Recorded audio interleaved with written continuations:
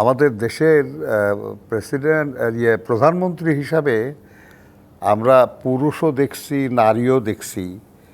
এখন যদি আমরা একজন হিজড়া দেখতে চাই তাহলে আপনার কি মনে হয় কোনো মানে আছে এই যুক্তির? বলেন তো আপনি। মানুষ দেখবে কে দেশটা ভালো চালাতে পারবে।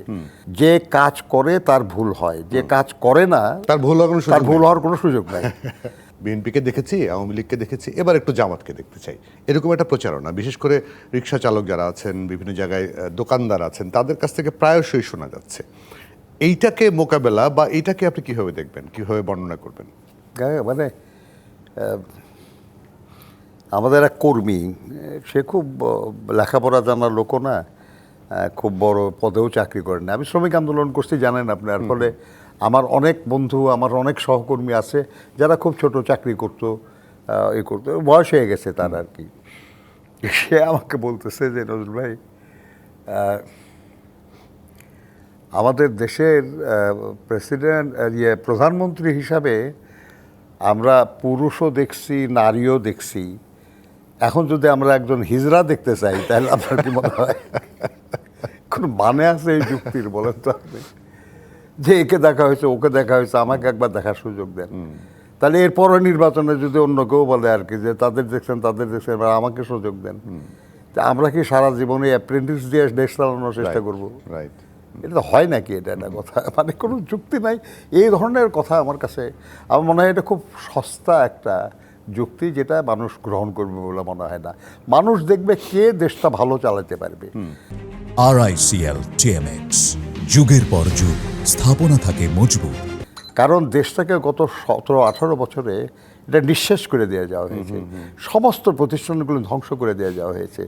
অর্থনীতি ধ্বংস, আমাদের রাজনৈতিক প্রক্রিয়া বিনষ্ট করা হয়েছে। আপনার বিচার ব্যবস্থা থেকে আরম্ভ করে পুলিশ, আপনার আইন শৃঙ্খলার অন্যান্য যে প্রতিষ্ঠান, তারপরে বিভিন্ন প্রতিষ্ঠানগুলিকে বিধ্বস্ত করা হয়েছে। এই অবস্থা থেকে দেশটাকে টেনে তোলা,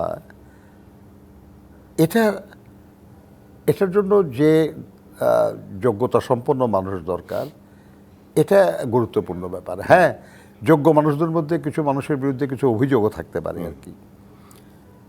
অভিযোগের ঊর্ধ্বে ওঠার মতো আমরা কে? এই দুনিয়াতে এমন কোনো মানুষের জন্ম হয়েছে আজ পর্যন্ত যে যার কোনো ত্রুটি লক্ষ্য করা যায় না। এমনকি আমাদের যারা ধর্ম গুরু ছিলেন, প্রধান ছিলেন,